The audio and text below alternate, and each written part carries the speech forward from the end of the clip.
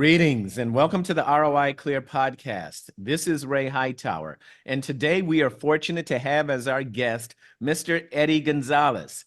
Eddie Gonzalez is a union carpenter and a multifamily real estate investor. He's an entrepreneur and a man who produces results. We're also going to ask him a little bit about 75 Hard because he believes in physical fitness and in mental fitness. So without any further delay, please join me in welcoming Eddie Gonzalez. Welcome, Eddie. Hi, Ray. Thank you so much for having me. This is truly an honor, and I appreciate the opportunity. Yes, well, we're really glad to have you here. You and I had a chance to meet last month or a few months ago here in Arizona. You were with your wife. Great conversation with the two of you, and hearing about your background, it made sense to bring you here on the podcast. Why don't we start off with an elevator pitch? And for those who are new to ROI Clear, Eddie's on an elevator with someone he wants to influence. So Eddie, what would you say to that person in the course of an elevator ride? So I'd probably just start off and to tell them a little bit about me. My name is Eddie Gonzalez. I'm a real estate investor and with a background in construction management. My wife and I are working toward purchasing, managing commercial multifamily assets. And we believe in the power of real estate for financial security. And we're looking for partners and investors that also have our same financial goals of financial freedom and generational wealth. Wonderful. Financial freedom, generational wealth, carpentry, construction management. My goodness, there's so much that you've done there. Why don't you connect the dots between all of that? Maybe we can go back to when did you first decide that you wanted to become a carpenter? So I grew up in the business literally my whole life. My father was a general contractor. He built half the town that I grew up in. And since I can remember, I was in the work truck. We're picking up guys before school. I'm getting dropped off Saturdays, and my summers were completely spent on the job site. So it was kind of natural for me to fall into that, especially since my father really did a good job of not just taking me in and having me sit in the van, but he got me 100% involved with everything that he was doing, whether it was unloading material, whether it was showing me measurements, cutting, techniques, things that he's developed. And his guys also would always take me in, and I was really just, I absorbed all of that. When it was time for me to get out of school and to choose a path, that was like already the path for me, because by that time I already had skills developed, and I kind of knew that, hey, this is for me. Wonderful. So pretty much from the day you came out of the womb, first you learned how to walk, then you learned how to talk, and then you were going to job sites. Absolutely, absolutely. Yeah, no, it really is. I even had my first construction incident on the job before I was 18 years old, getting hurt on the job site. So Oh, yeah, nothing too big, but again, it's just because I was been involved with it. And I've grown to love it. It kind of seems like I got pushed into it, but mhm. the kind of my natural ability and my curiosity and my drive for always kind of wanting to make things better, and for leading crews, I really looked up to my father so much for that. I would always respect the way that he spoke to people, he led his crew, and that's something that I always wanted to encapsulate and to carry forward. Yes. And listening to what you just said there, you talked about the technical skills of a carpenter. What's the saying? They say measure twice, cut once. I think that's what I heard that That's right. Yeah, somewhere. yeah. Oh yeah. But you also alluded to your father's people skills and his leadership skills and his ability to pull a team together and move forward. And tell us a little bit about that. Tell us about you told us about your carpentry apprenticeship, but I would observe that you also had an apprenticeship in leadership as well. Absolutely, absolutely. That's a huge part of it. A part that is missed a lot of the times, because Construction, just like in many businesses, it's a people business. And when you want to drive a team and you need people behind you, there's a certain way that you need to manage yourself, with your personality, with the way that you focus on bringing the information to the team. And those are things that, I mean, I've learned throughout the years, even though I've had experience watching my dad, but you kind of have to try. You see what works, you see what doesn't, and adjust. Over Mm. the years, I've really feel like I've been getting a grasp. When I was 20 years old, I was a different person. I'm just gun ho. Hey, you're gonna do what I'm telling you to do, and I would bump heads with so many people, and especially from being a young leader in this space. I was a foreman at 20 years old, so a lot Mm. older crowd there. It's harder to get people to go with you when you're just bull in a china shop. I mean, but when now I've learned throughout the years that really when you take your time, you show the people that this is my plan, this is what I want to do. And not only that, they see me, leading the charge. I'm not just one to stay behind and say, hey, this is what you got to do, turn around, hope you get it right. No, my leadership style is definitely being out in front, showing the other men and women that I'm trying to lead that, like, hey, I'm here with you 100% of the time. I'm going to be the first one in the hole, last man out. And Mm. that's what I carry myself, every day, and just a little better every day. Yes. A little better every day. First one in the hole, last man out. And then you're talking about how when you were 20 years old, you were not yet refined as a leader. I bet you didn't even have a beard then. No, absolutely not. No, no, no. I still have half a beard. You know? So you were this 20-year-old young kid trying to lead a crew, and they're like, kid, what's going on with you? Can you tell us a story of the Eddie Gonzalez, the 20-year-old Eddie Gonzalez? Tell us a story about perhaps a lesson that you learned in leadership or in interacting with people that would be helpful for our audience. Yeah, so I mean, I've had so many moments to where when I was 20, like I said, I was a different person. I had the skills and I had the endurance to last in construction. And I kind of would always force that into my relationships. When I had somebody and Hmm. I had the responsibility, I would kind of say, all right, well, I'm the foreman and this is what we're going to do. And this is what, I don't want to hear anything else about anybody. This is what we're going to do. And that piece right there, to not being able or willing to listen to the rest of the crew or involve them in my plans or my actions, was really what I would say is the biggest piece to getting your crew to be involved with you, to Mm. actually say, hey, yeah, I'm following this guy. Because it doesn't matter. It could be the most somebody with the least experience in your crew, and they can have the best idea. And Mm. sometimes it goes unheard because the person is so involved, the person leading the crew is too involved with their own pride, with their own, hey, I'm the foreman. And when I started changing that little piece and started listening to the people around me, and it's almost like, you don't want to leave, you don't want to let go of your hold on the, like, hey, I'm the boss here. But when you start listening to other people and say, hey, that's a great idea, you know what? Let's do that. It doesn't, at the end of the day, it doesn't matter where the idea came from. They respect the fact that I'm able to see a better decision and being able to pivot. And that makes everything better. It makes the work relationship better.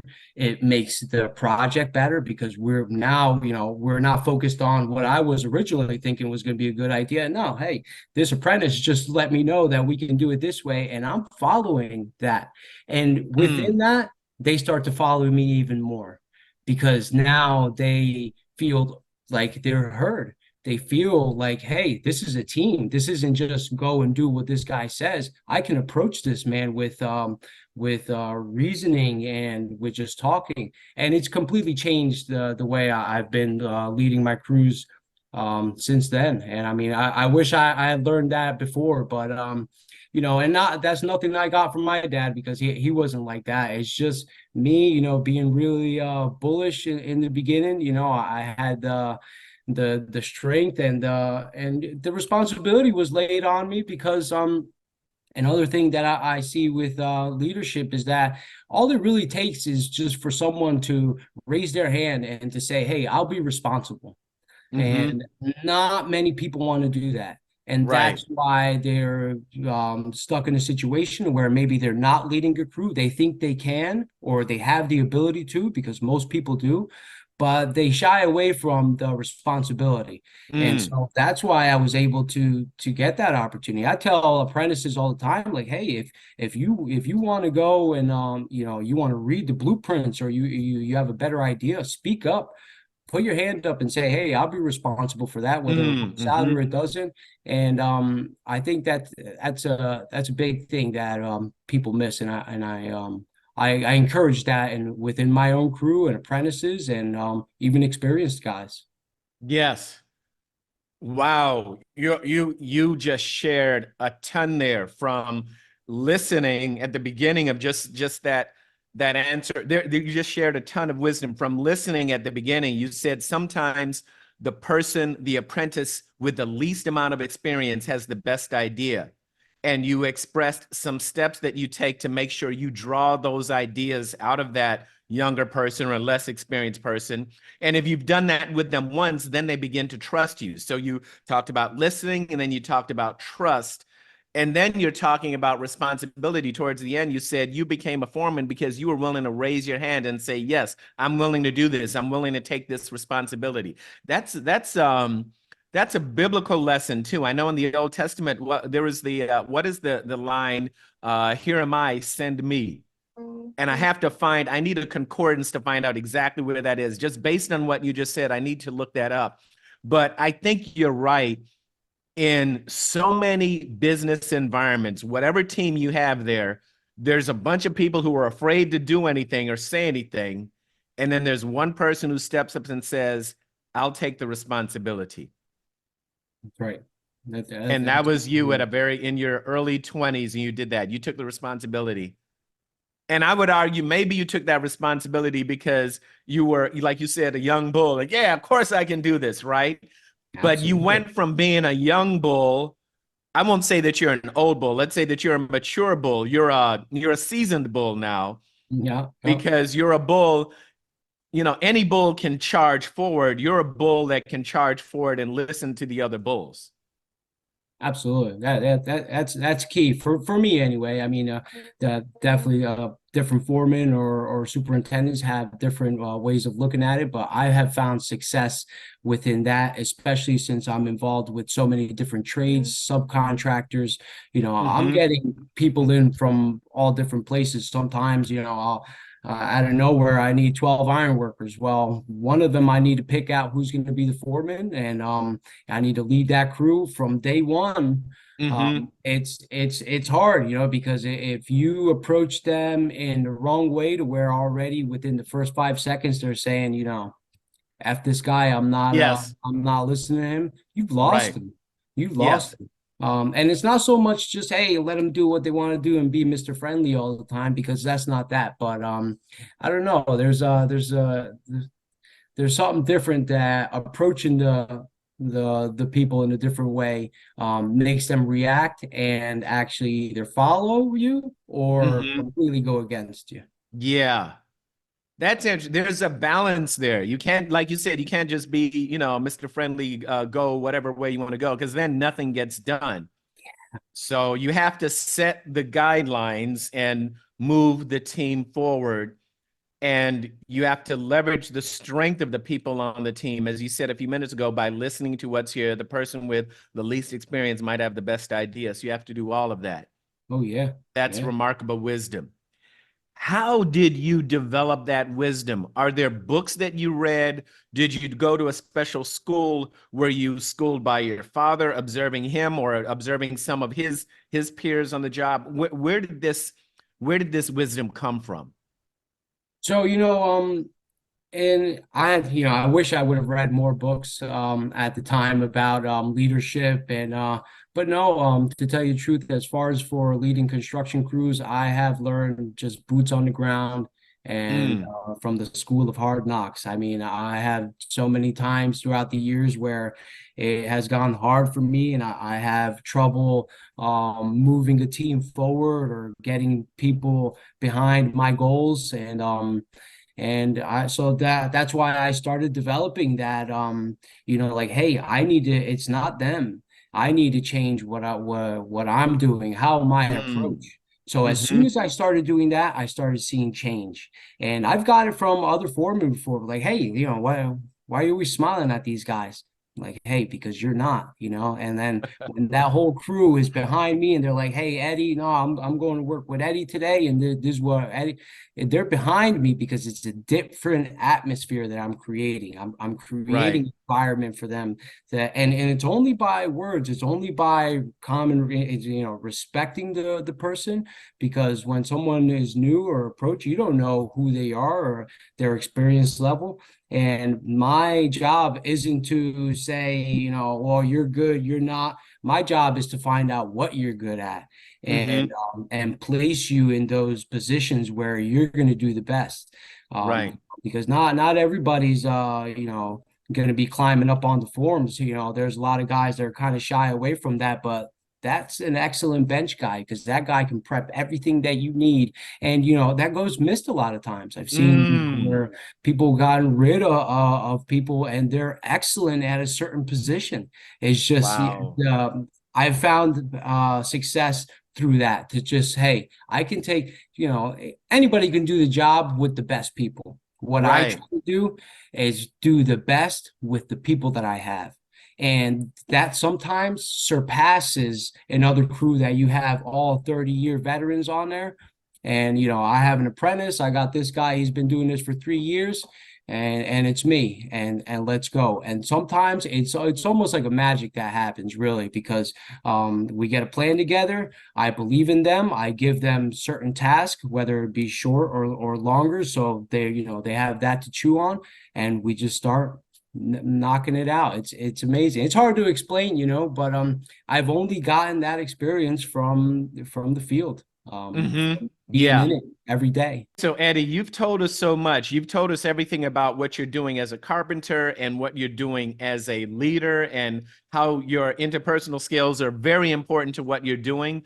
One thing I know I said this a little bit earlier, but I got to say it again because I love the way you said it. Sometimes the person with the least amount of experience has the best idea.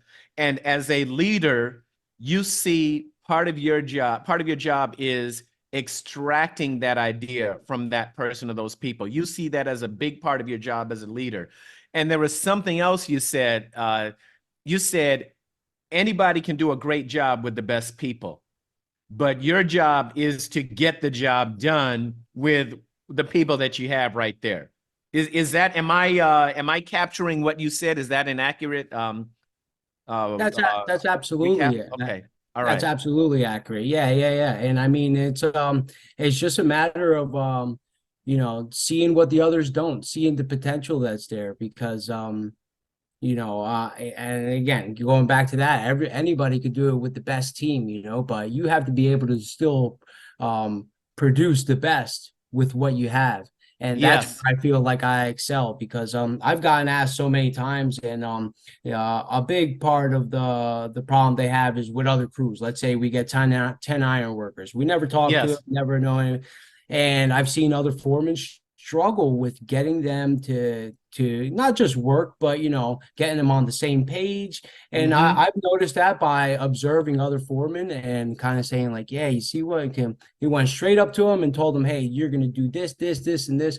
Speaking Mm-hmm. to an iron worker, and I'm a carpenter, I'm not an Yes. iron worker, so why Right. wouldn't I leverage this person's experience? Why wouldn't I leverage what, hey, he's already known it? So I start off and actually, hey, you're going to be the foreman. Nice to meet you. Good. We'll go over the prints. I'll give you anything that you need, and you tell me what you need. Tie wires right here. You have these guys. Take some time to go over the prints. I give them the time. I'll start these guys up, and so right away they feel like, hey, like they almost feel at home. And okay, Yes, this yes. guy's willing to, and maybe sometimes they'll kind of slowly approach me like, hey, I don't know how you do this, but usually I do. I'm like, no, I want to hear what you usually do because that's what Yes. we're gonna do. And once I got that, and the men kind of see that that's happening, they Mm-hmm. fall right into it. And at the end of the day, they're like, I'll be speaking with someone within my company and be like, wow, you guys knocked that out. Yeah. Oh, how were they? They were great. Mm-hmm. I never give a bad report. And some of them will be like, oh, well, this guy. There's always things to complain about. But, when you find the things that actually work, that's where anybody could point out what's wrong or the things that are bad. But hey, find Right. find what works and find what's not bad and Right. to that. Find what works. Find what's not bad. Yeah. I mean, All right. Now you've mentioned that, of course, you have your background in carpentry and then you've developed your leadership skills. Of course, if you're building a large project, you have to lead people that are experts in areas where you're not an expert. You mentioned the 12 iron workers in a few examples. And I'd imagine that you also have to interact with other contractors, say whatever project that you're on, you're interacting perhaps with electricians or plumbers or people who do concrete or roofing, bricklayers, all the way across the board. And no person can be an expert in all of that at once. So could you tell us perhaps a little bit about your experience in leading teams where you have a lot of people from many different areas of expertise? You mentioned some things about the ironworkers, but I'm curious about how have you interacted with plumbers, electricians, bricklayers, concrete people, roofers, all of that. Tell us a little bit about that, please. yeah, definitely. So, construction is one of those things that has many different areas, and you're absolutely right. No one could be an expert in every single one, but and there's a common thread throughout all of construction, which is the baseline of everything. Whether Mm, especially now, like here in the U.S., we use inches and feet. Right. I mean, that's a common thing. It doesn't matter if you're an mhm, electrician, a plumber, we can understand each other like that. Plumb, level, square are like the rules of thumb, since the pyramids have gone up. mm, These are yes. rules and laws within inside of construction that don't change. Doesn't matter Hmm. the language, it doesn't matter the metrics that you're using. It doesn't matter if you're in Europe or you're US, those things aren't going to change. Hmm. So when I'm speaking with an electrician and we're talking about running conduit, and we also have the operators involved because they have to be digging a trench throughout here. And we have the laborers putting up silt fence, and there's all these different aspects. And my job isn't to know what size wire they're going to be pulling through there. Hmm. My job is to be able to, read the blueprints, because regardless if I do that trade or not, my job is heavily relying on being able to read the prints Hmm. of any trade, and then being able to get with them, establish a game plan by number one, also asking them, hey, how would you do this? If you could do anything you want, what would you do? And Hmm. sometimes I'm surprised by like, yeah, I would do this. Hey, and I can make that happen. Is that what you would want to do? And Hmm. I get the best results from that because I can come up with an idea. I have built many things in my life, and I'll say, hey, all the time, like, hey, I can build anything, but I'm not an electrician, and I'm not. So discovering those things just by a simple question is, man, like, it's gold. It's It's gold. buried gold because the experience that they're bringing can stop right there as soon as you put a roadblock in by saying, no, you're doing this and this, and I don't care what you think. Mm, right. That's definitely not. And then sometimes I might ask a question like, hey, how would you do this? And they might tell me something that I don't agree with. Well, then I'll kind of, lightly just go around that and say, no, I think it would be better if we do this and Hmm. change the game plan. So I'm still definitely in charge of making sure that the game plan is going to give us our results. But yeah, it doesn't Right. matter the trade, the subcontractors. I'm involved with them all, and yeah, I try to work with them just as if they were an apprentice coming to me, or they're a 40-year veteran. Right, right. Whether apprentice or 40-year veteran, yes, you got to pull them in across the Yeah, board. absolutely. Now, we're going to shift gears a little bit. It's fascinating. I could ask you a whole lot about construction and carpentry, all of Yeah. that. Let's tie into the area where you and I met. Let's talk about real estate. When did you decide that you wanted to explore real estate and dive in? Or maybe dive in. Maybe you toe in the water first. Tell us about Yeah, that, yeah, yeah. that transition. Definitely. So I've always had an interest in real estate, just from the building side. I mean, I've framed so many houses with my dad back in the day, and we're always Mhm. doing repairs for real estate investors, with their rental properties. And it's been something I was always like, man, like, one day I'm gonna do that. And in 2017, we actually purchased our first rental property.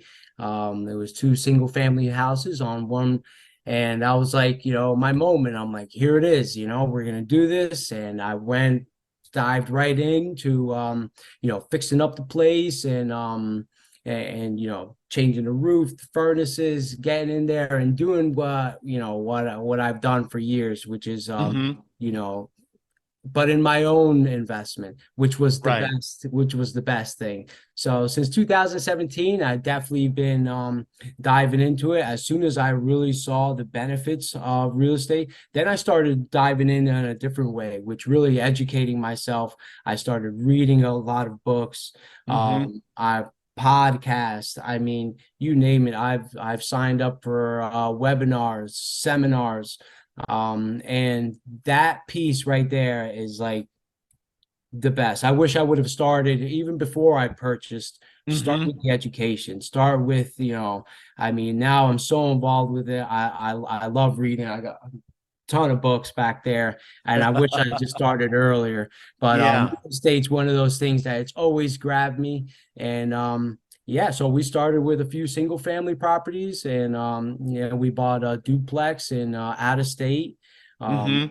neighboring state, and yeah, we love it. So that brought us to saying, hey, how can we do this and how can we scale this? Because this is great, but we were looking for something else to where we can build upon. And when I say we, I mean, with my wife, we do this together. We're a team, and Yes.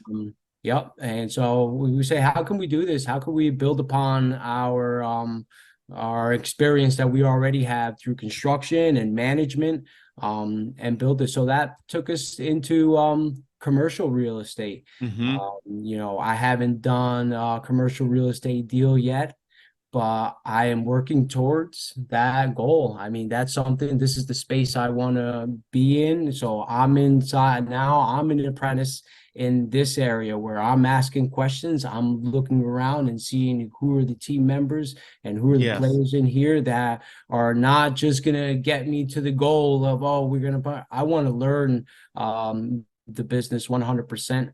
And so I can make, good decisions going forward. Yes. There it is. There it is. And you mentioned that you're doing this, of course, in partnership with your wife. How do you divide responsibilities? Do you do it based on what your natural skills are, or is there some other tool or methodology? How do you decide who does what when in your partnership? Yeah, so when we first started, again, I wasn't really diving into the educational part of real estate. I've always just been in construction, and I know that I wanted to be in rental properties. Now, a little bit Hmm. about my wife's background. She was for 16 years executive director of a nonprofit doing home buyer education. She's Mm. put about 2,500 people in their first homes. And that was kind of the team that went. I'm in construction. She knows the financing, the bankers. She has the relationships. And so, I mean, we put our two heads together and say, hey, we can make this happen. So with her network of people in real estate and banking, we were able to find a property that made sense numbers wise. And I went over to look at the property and say, yeah, it needs this, and we can do this. So it was literally just a team, Mm, and we've been like that forever. I mean, I got with together with my wife in high school. We grew up together. Yeah, yes. so it's Yeah. always been that team. Anything that we've taken down in our lives, we've taken it down together, but definitely from two different points. You know, I'm getting on this side and you're getting on this side of it, you know. There you go. And I got to say that was very apparent when I met you and Jessica in Arizona. It was very apparent that you were, the is finishing each other's sentences, but it was more. It was very complimentary the way you fed each other. The way you collaborated with each other. That was very, very apparent when I met the two of you. So yeah, it's very clear that you've been very successful so far, and you'll be even more successful moving forward. So very much a pleasure Yeah, meeting you there. thanks. We're coming towards the end of our time together, and this has gone quick. Yeah. It's been wonderful talking to you about everything that you've done in carpentry and leadership in business. The collaboration between you and Jessica as you've started your company. As we wrap up, I need to ask you, what are you reading or what have you read that you would like to recommend to our audience? So the last book I read was The Hands-Off Investor by Brian Burke. Mm, I actually might have it here. yes, yes. This book right here, I mean, it probably took me a little longer because I was rereading pages in here. Mm-hmm. This is definitely a book that I'm going to be reading again also because it really deep dives into your due diligence on looking every part of the business, whether it's Right. underwriting, understanding the syndications, really finding and vetting sponsors that are going after these projects. So, me being an upcoming investor in the commercial multifamily space, I also want to put myself in the shoes of people that I'm trying to bring in as investors and say, Yes. hey, what should they be looking for? What Mm-hmm. are they going to be looking at me for? So I mean that book right there. Again, it probably took me 2 months to read it because I've been reading like I'll reread pages. It was a really great book. So any recommendation, especially for this space in the commercial multifamily space, definitely my top book. Yep. Excellent. And that's how you're reading a really good book. When you read a paragraph and you say, "Oh wow, that was rich." And you want to go back to it again and Yeah, yeah, extract yeah. the key phrases and ideas and all that. That's when you're reading a really rich book. So, Yes. thank you for that recommendation. I'll make sure that we include it in the show notes.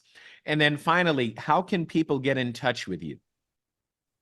So they can get in touch with me through our website. It's JPG Properties LLC, and through in that website you can set up a meeting through Calendly, and we can talk. Also, my email is JPG LLC NJ at Gmail. And yeah, also I have a Facebook account, Eddie Gonzalez. We also on Instagram, JPG Properties. And yeah, if I'm sure you and maybe you could put it on the notes, but yeah, That's a anybody good willing. idea. Why don't we put those in the show notes? Yeah, yeah, yeah, yeah, definitely. Yep, Yeah, we'll do that. So yeah, plenty of places or plenty of pathways that people can take to get in touch with you. Eddie absolutely. Gonzalez, it has been a pleasure speaking with you today here on the ROI Clear podcast. This has been fun, man. I've learned a lot about you, and we got to have you back as you acquire more properties and as you do more in the business. I got to make sure that we have you back on the podcast. Yes, yeah, yeah, yeah, absolutely. Yeah, reach out anytime, and I greatly appreciate you for this opportunity, and let's do this again. Absolutely. Thank you.